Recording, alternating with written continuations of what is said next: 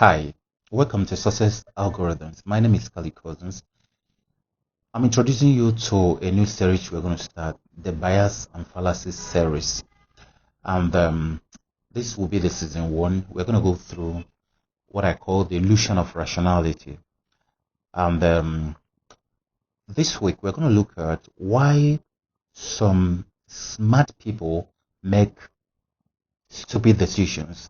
Why smart people make stupid decisions. One of the major discoveries that had helped my life so much is the discovery of, biases, especially cognitive biases. Now, we'll go through quite a lot. Let me name a few for you. If you are in a position to take decisions, you must always understand whether at a personal level or at an organizational level, decisions decide your destiny. Decisions decide destiny. If you're the president, House of Assembly member, House of Rep member, governor, you are, President of America, you are CEO of a company, you are MD, you are chairman, any decision can kill or can make alive. But we don't always act reasonably. Now, there are a lot of things that meddle with our decision making. One of them is cognitive biases. Now, let me mention a few cognitive biases for you. Maybe mention around 10 but in my list here, I have more than 200. So we have confirmation bias, we have disconfirmation bias, we have congruence bias, belief bias, we have belief perseverance, we have attitude polarization, selective exposure, selective perception, we have selective memory, cherry picking, we have framing effect, we have availability heuristic, we have adjustment bias, anchoring bias, we have contrast effect, we have context effect, we have availability bias, we have salience bias, recency bias, we have primacy effect, we have serial position effect, we have von Restov effect, which we call isolation effect. I have more than 200.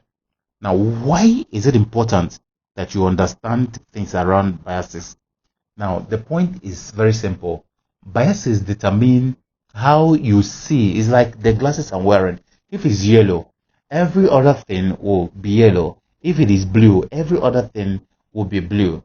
So, very important to always sometimes be suspicious of what you believe or what you are thinking. So, today we are going to look at why smart people make stupid mistakes. Now, most people grow up believing something very simple. Now, what is it? That if we're intelligent, if we're smart, if we took the first positions in our class, then probably our decisions are right.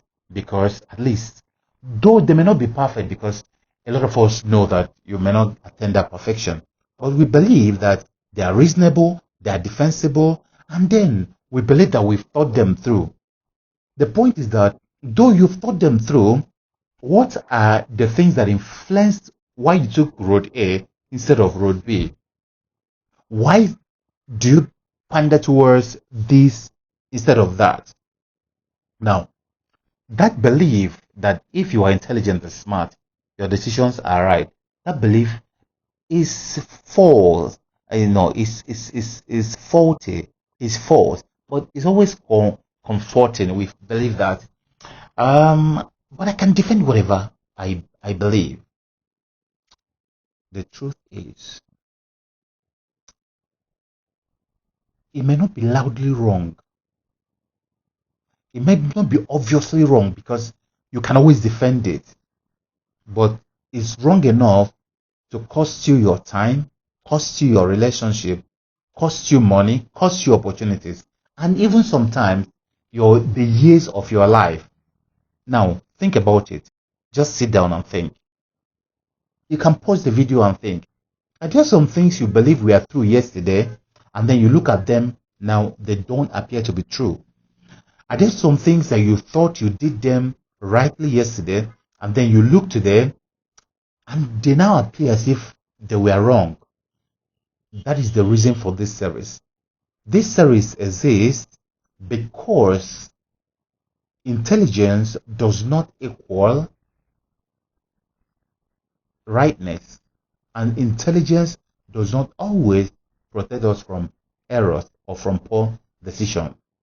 Now, in some cases, it actually makes it harder for us to detect that we are wrong because we can always defend anything.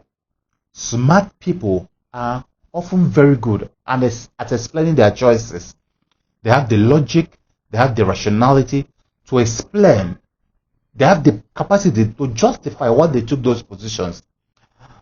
They have the capacity to logically prove you wrong. But being able to explain the decision is not the same as making a good decision. Being able to justify your decision doesn't amount that the mistake of those decisions will just go away like that.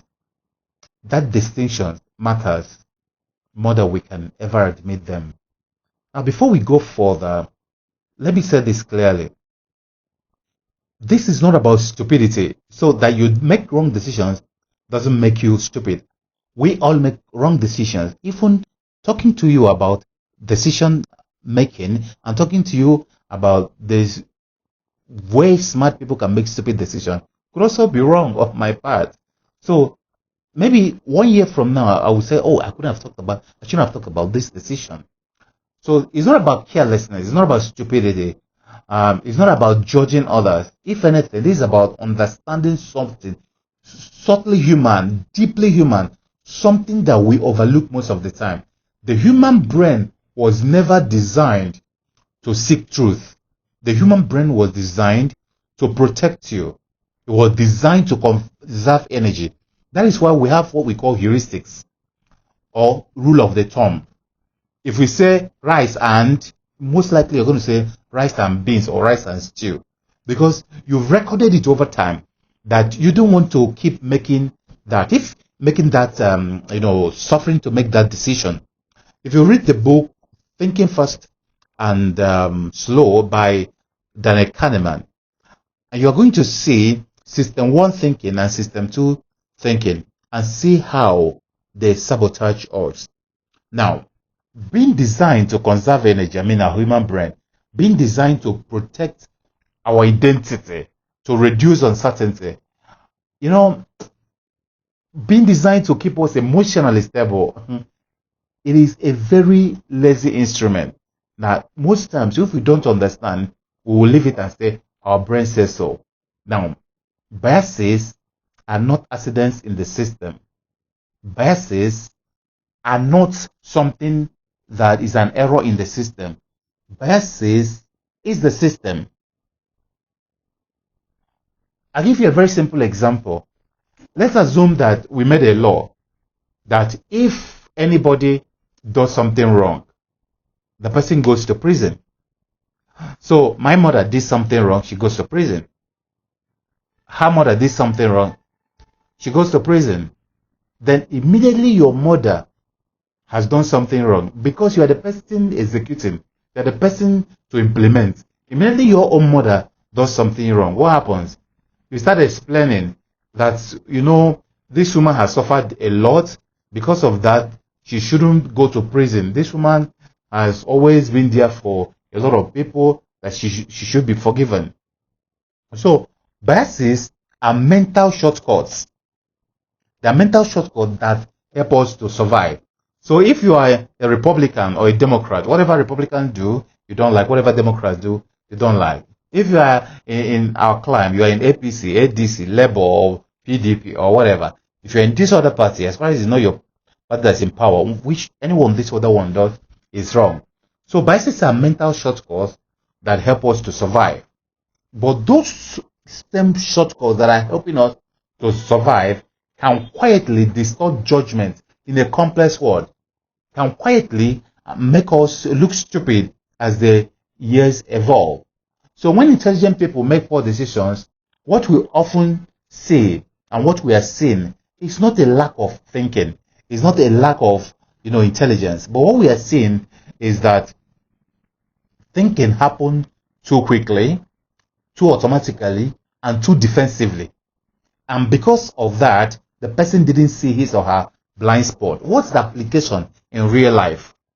Whenever you quarrel with your spouse, whenever you quarrel with your staff, Whenever you quarrel with somebody, your parents, your siblings, your children, your husband, your wife, your colleague, whatever, your colleague goes out thinking, or that other person will go out thinking that he or she is right. Then you go out thinking you are right. And the question becomes, who was wrong? Because there must be somebody who is wrong. So if you don't come down from your high horse and know that your biases could be reason for you thinking how you are thinking, if you can just put yourself in the shoe of the other person, you may find out that that person has a point why he or she is angry and is on his own. Sometimes the enmity goes in for 1 year, 2 years, 3 years, 4 years, 5 years, 10 years. And each one is thinking, I am right. And all those. Yes? So the point is that the modern world does not help us because the media is controlling what we think and how we think about it. My daughter did something yesterday. She was eating fried yam, and she came. I was discussing with her, and I found out she wasn't eating that fried yam. She was moving it from one hand to the other, one hand to the other, and all those. After some time, I just said, okay, cut some for me. I cut it and I put it in my mouth. She started like laughing and laughing and laughing. I said, why are you laughing? She said, I was programming you to eat this yam. All this while we were talking, I was positioning this yam so that you can take it. And now you've taken it. And I told her, that is the point. The point is that if you didn't tell me now, I would think that I took that yam from my own volition. But I didn't know that you manipulated me to take that yam. So the modern world, because of communication and social media and all those, doesn't even help matter. We are surrounded by information, opinions, data, and confident voices, authority. We are surrounded by religious, beliefs and all those, and we don't know that we are being programmed by all those. Yeah? We are rewarded for speed. We are pressured to be certain. Yeah? And we rarely slow down long enough to examine how our own minds are shaping what we see, what we believe, and what we decide. And you don't also know how much externally the macro things are controlling us. That is why this series on biases, this series on fallacies are very important. As you follow me in this journey, you are going to uncover why you think the way you do, why you make the mistakes you make, why you decide how you decide, why your yesterday decision, you look at them today, you find out that they were faulty, why that relationship is not as good as it should be, and why you may be wrong. Okay? Now, this is not to make you more knowledgeable, but this series will make you more aware. This is not a series about memorizing definitions. It's not a series about, learning clever terminologies and understanding biases. But it's something that will show you when you are falling into biases, and you can also use the biases when you weren't. Like the way my daughter used the biases yesterday and manipulated me to eat the yam. I had no need of. I didn't want to. But the way she was moving it around, made me to buy. It will help you to know why you act the way you do, why you make your buying decision, how you are manipulated to support who you support, even when you don't know why you are supporting those, people. So it is not about winning arguments. Okay, I can win every argument. Yeah? It's not about diagnosing people. Yeah? It's about noticing patterns in our own thinking. It is not just about, you are suffering from bias. You are suffering from... No. It's about noticing our own thinking and noticing the biases that are in our own thinking. It's about understanding how small, reasonable decisions quietly compound into outcomes we later struggle to explain. It's about designing better decisions, not perfect ones, but at least doing it out of goodwill. Think of this series we're starting not as a random post, but think of it as chapters and chapters and chapters. I will keep revealing the chapters as we keep building a better personality. So each week, we will explore a specific mental terrain. Each episode will look at one angle of how judgment goes wrong, slowly, intentionally, practically, we are going to make you uncover your own thinking pattern and some of the heuristics that you use and the biases that are hidden in and the fallacies that you have normalized. Some of these episodes may feel obvious once you hear them. Some may feel uncomfortable, and some may explain things you've experienced but never quite had a language for them. You didn't understand why it was like that. Now, that discomfort is not a problem, so don't run away. It is usually a sign that learning is happening. It is destroying the foundation and rebuilding a new one. So in this season 1, we are calling it the illusion of rationality. So even whenever you feel that you are very rational, you know what you are saying, you are certain, you want empirical fact, here, you need to also look deeper. It begins with a simple but unsettling idea that many of the decisions we feel most confident about are the ones we should examine even most closely. Because the more certain you feel about something, the more you should check whether what you are certain about is actually on the right foundation. This is not because we are foolish, but because confidence and accuracy are not closely related as we assume. To be confident and to be accurate may not be the same thing. They're not as closely related. Sometimes we suffer from, a lot of times, recency issues, a lot of time primacy issues, sometimes memory issues, sometimes recall. The way we recalled it is not the way, and we will keep arguing and all those, yeah? Now, the point is, as you move through this series, I invite you to resist one major temptation. That temptation is to think that this explains other people instead of explaining you. Because you see, as Seneca would say, our sins are always behind us. The sins of other people are always before us because it's behind them. The point is, resist that temptation. Don't use shovel to just take it and throw to other people, but use rake and bring it closer to you, be on top of it and find out, is this me? So anytime we are doing this series, ask the question, is it you? Instead of, quietly asking, where might this be showing up in my life? You are asking, I can recognize this is how Kali behaves. I can recognize, oh, no wonder Kali behaves this way. Oh, no wonder Jenny behaves this way.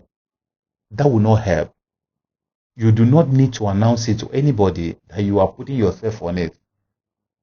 You do not need to perform inside or just tell everybody. You just need to notice it. If you stay with this series, and I encourage you every single day, come to this page. If you stay with this series, you will not suddenly become unbiased. No one does. No one is capable of being unbiased, okay? But one thing is, you begin to notice when your thinking starts drifting to bias, when you start falling into fallacy, argumentum ad hominem. You start attacking the person instead of attacking the reasoning. Now, the point is, in life, you can always use these tools, but at least know when you are using it. If you want to attack a person's character because you feel it will give you points, that is not bad 100% in a state of argument or when you want to win your point, maybe in elections and all those. But it's for you to know what you are doing and why you are doing it. So when you begin to drift, you'll be able to notice that, oh yeah, I'm drifting. Now you know whether you are drifting consciously or you are drifting unconsciously. Now, when certainty arrives too quickly, you are going to start suspecting, why am I so certain about this? When your intuition tells you, go, go, go, why you are encouraged to respect your intuition? Because, somehow they know something you don't know, but you need to also re-examine it. When justification replaces reflection, you need to sit down and think and find out what is happening. So, that small awareness, that small changes, those things that are very small and they are bringing you closer to the awareness of yourself, will start reflecting in every aspect of your life. The money, your money making, your partnership, your relationships, your income, your marketing, your sales, the offers you bring to the markets, and all those kinds of things. Remember, small things are not usually small.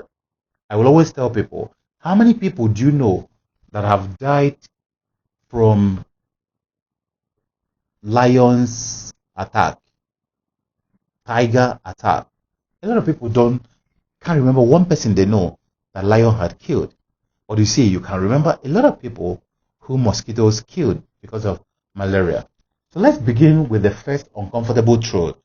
Why smart people make stupid decisions. See you tomorrow.